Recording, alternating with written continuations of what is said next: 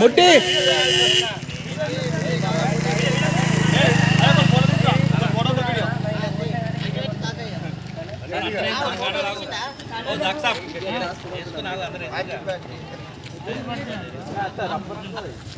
రఘునందరావు గారి నాయకత్వం, రఘునందరావు గారి నాయకత్వం,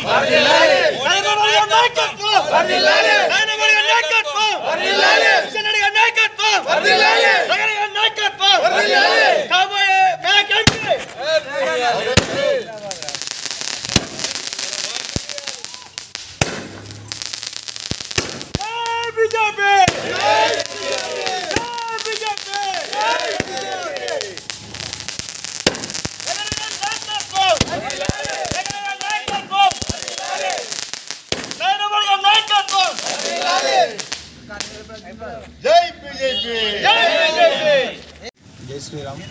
ఈరోజు మెదక్ అభ్యర్థి రెండవ లిస్టులో రఘునందన్ రావు గారి పేరు ప్రకటించిన శ్రీ దేశ ప్రధాని నరేంద్ర మోడీ గారికి, అదేవిధంగా రాష్ట్ర అధ్యక్షుడు కిషన్ రెడ్డి గారికి మా ఒక మెదక్ పార్లమెంట్ కాన్స్టిట్యున్సీ నుంచి ధన్యవాదాలు తెలుపుతూ, ఇంతకుముందు రఘునందన్ రావు అంటే ఎవరు తెలియకపోతుంటే మెదక్ దుబ్బాక ఉప ఎన్నికలలో ఎలాగైతే గుర్తింపు తెచ్చి పేదల పక్షాన్ని నిలబడ్డాడో, అదేవిధంగా ఇప్పుడు మెదక్ అనే ఒక పార్లమెంట్ స్థానాన్ని కూడా అదేవిధంగా తీర్చిదిద్ది మెదక్ను సెంటర్లోకి పంపించి రఘునందన్ రావుని మెదక్ అభ్యర్థిగా ప్రకటించిన సందర్భంగా భారీ మెజార్టీతో గెలిపించి, ఇప్పటికీ ఎంతో అన్యాయపోయిన దుబ్బాక ప్రజలు కావచ్చు, మెదక్ ప్రజలు కావచ్చు, ఎందుకన్నా రఘునందన్ రావుని ఓడగొట్టుకున్నామనే బాధలు ఉన్నారు. ఆ బాధల నుంచి గడ్డెక్కించడానికి రఘునందన్ రావు గారిని భారీ మెజార్టీతో గెలిపించి మేము అందరం కష్టపడి గెలిపిస్తాము.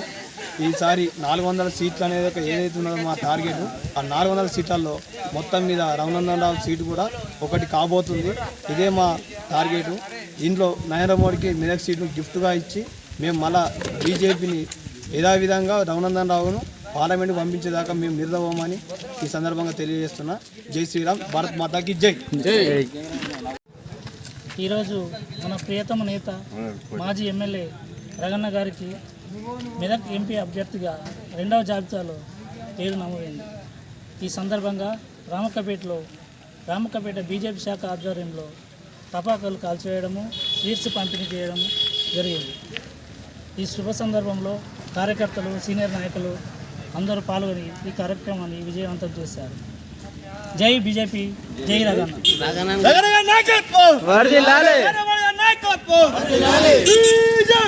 జిందాబాద్ జిందాబాద్.